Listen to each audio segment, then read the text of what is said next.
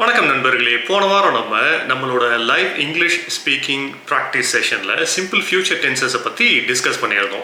அப்போது இந்த டாப்பிக்கை பற்றி டிஸ்கஸ் பண்ணியிருந்தோம். இந்த வில், வுட், ஷல் எல்லாம் எங்கெங்கே பயன்படுத்துகிறோம், இவைகளுக்கு மத்தியில் என்ன வித்தியாசம் அப்படிங்கிறத பற்றி தெளிவாக பேசியிருந்தோம்.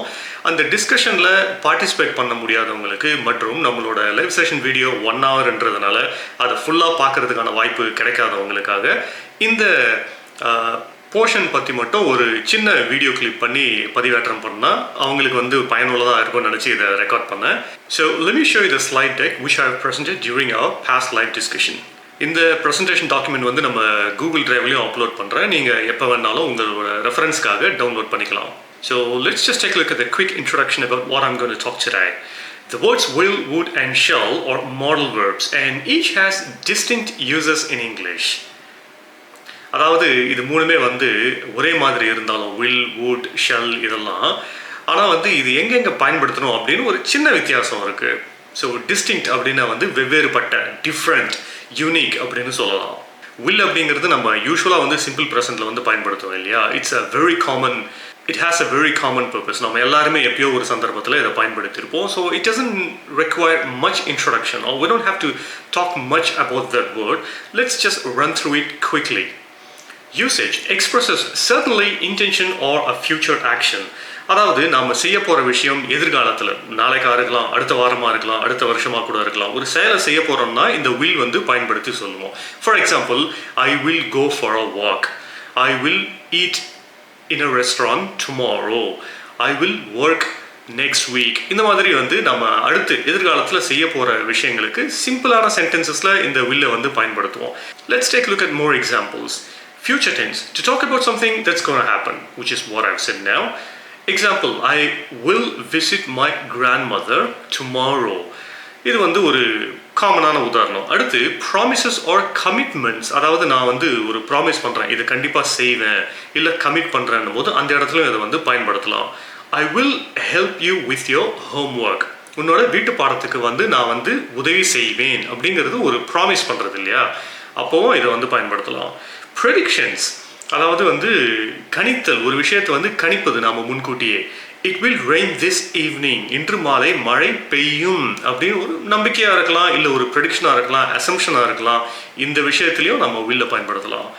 ஆஃபர்ஸ் ஆஃப் வாலண்டியரிங், நாமளாம் முன் தானாக உதவி செய்வது. I will carry your bag, நான் உன்னுடைய பையை சுமக்கிறேன், சுமப்பேன் அப்படின்னு சொன்னால் சரியா இருக்கும். I will help with carrying your bag அப்படின்னு சொல்லலாம்.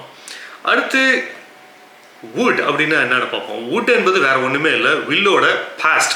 இப்போது நான் இந்த சமயத்தில் நாளைக்கு என்ன செய்ய போகிறேன் அப்படிங்கிறத சொல்கிறதுக்கு வில் பயன்படுத்துவேன் இல்லையா. இப்போது உதாரணத்துக்கு நேற்று நான் என்னோட ஃப்ரெண்டுக்கிட்ட சொல்லிக்கிட்டு இருக்கேன்னு வச்சுங்களேன், நாளைக்கு நான் என்ன பண்ண போகிறேன் தெரியுமா, இந்த மாதிரி சினிமாவுக்கு போகிறேன் அப்படின்னு சொல்கிறேன். ஓகேவா. நேற்று நான் பேசும்போது நாளை என்பது ஃப்யூச்சரில் இருக்குது. குழப்பமாக இருக்கா? Let's take another example. இன்னைக்கு சண்டே அப்படின்னு வச்சுப்போம். ஓகேவா. நேற்று சாட்டர்டே. ஓகே, இப்போ நான் உங்ககிட்ட சொல்கிறேன், நான் சாட்டர்டே என் ஃப்ரெண்டுக்கிட்ட என்ன சொன்னேன் தெரியுமா, சண்டே நான் படத்துக்கு போவேன் அப்படின்னு சொன்னேன். ஓகேவா. இப்போ இந்த இடத்துல உங்ககிட்ட நான் இப்போ பேசிக்கிட்டு இருக்கேன், நான் நேற்று என் ஃப்ரெண்டோட பேசினதை உங்ககிட்ட இப்போ நான் ஷேர் பண்ணுறேன். ஓகேவா. நேற்று நான் என் ஃப்ரெண்டுக்கிட்ட என்ன சொன்னேன், நாளைக்கு நான் படத்துக்கு போவேன் அப்படின்னு சொன்னேன் அப்படின்னு உங்ககிட்ட சொல்லிக்கிட்டு இருக்கேன் இப்போ. சரியா. அப்போது அந்த இடத்துல would பயன்படுத்தினா சரியாக இருக்கும். எப்படின்னு பார்ப்போம். I said I would call you later. நான் சொன்னேன், நான் உன்னை அப்புறமா கால் பண்ணுறேன் உனக்கு அப்படின்னு சொன்னேன் உனக்கு. கரெக்டா. So I said I will call you later அப்படின்னு எழுதலாம், பெருசாக தவறு இல்லை. ஆனால் இந்த would பயன்படுத்தினா அப்ரோப்ரியேட்டாக இருக்கும். I said I would call you later. அப்புறம் ஹைப்போதெட்டிக்கல் ஆர் இமேஜினரி சிச்சுவேஷன்ஸ், ஒரு கற்பனையான விஷயம், அது நடைபெறலை, ஒருவேளை அது நடைபெற்று இருந்தால் எப்படி இருக்கும் அப்படின்னு சொல்கிறதுக்கும் இந்த வுட் பயன்படுத்தலாம். For example, if I were rich I would buy a big house. நான் ஒருவேளை ரிச் பர்சனாக இருந்திருந்தா நான் பெரிய வீடு வாங்கி இருப்பேன், வாங்குவேன் அப்படின்னு சொல்கிறது. இந்த இடத்துலையும் பார்த்தீங்கன்னா ஒரு விஷயம் அப்படி இல்லை, ஆனால் அப்படி இருந்திருந்தா நான் எப்படி ரியாக்ட் பண்ணியிருப்பேன், நான் என்ன செய்திருப்பேன் அப்படின்னு சொல்கிறது hypothetical situation.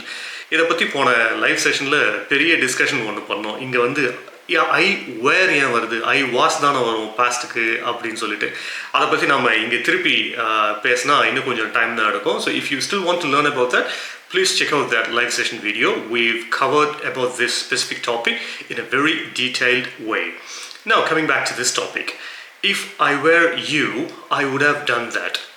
If I were him, I would have taken the job offer. இந்த மாதிரி imaginary situation, hypothetical situationல இந்த would பயன்படுத்தலாம்.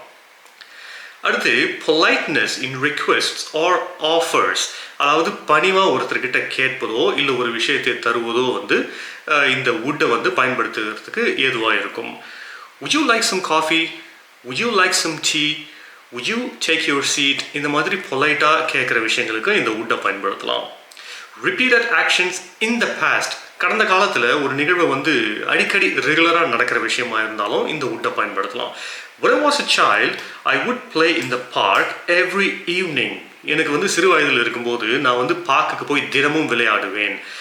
இதை வேற எப்படி சொல்லலாம்? When I was a child, I used to play in the park every evening. அப்படின்னே எழுதலாம். ரெண்டுமே ஒரே பொருளை தான் குறிக்கும். Okay, now let's take a look at the next example. Shall. Will பார்த்தாச்சு, would பார்த்தாச்சு. இப்போ shall என்னன்னு பார்ப்போம். More formal, used for offers, suggestions or obligations, primarily in British English. And the usage, more formal, used for offers, suggestions or obligations, primarily in British English. That's alright, we can use it no matter what. It doesn't need to be necessarily British English, you can still use it regardless. So இதை வந்து shall என்பது வந்து ஃபார்மலாக ஒரு விஷயம். இப்போது நான் வந்து நண்பர்கள்கிட்ட கேஷுவலாக பேசும்போது அதை பயன்படுத்தணும்னு அவசியம் இல்லை. ஆனால் இப்போ நான் வந்து ஆஃபீஸ் ஸ்பேஸில் இல்லை ஏதாச்சும் ஒரு அஃபிஷியல் சர்க்கம்ஸ்டன்சஸில் வந்து இதை பயன்படுத்தினா it could be more appropriate depending upon that situation. அப்புறம் சஜஷன் கொடுக்கறதுக்கு இல்லை ஆப்ளிகேஷன்ஸ் ஏதாச்சும் கமிட்மெண்ட் அந்த மாதிரி விஷயங்களுக்கு இதை வந்து நம்ம பயன்படுத்தலாம்.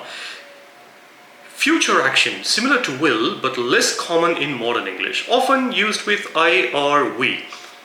அதுதான் இந்த ஷல் வந்து நம்ம அடிக்கடி வந்து டெய்லி பயன்படுத்தணும்னு அவசியம் இல்லை. ஏதாச்சும் ஒரு விஷயத்தை பயன்படுத்த வேண்டிய சுச்சுவேஷன் வரலாம்.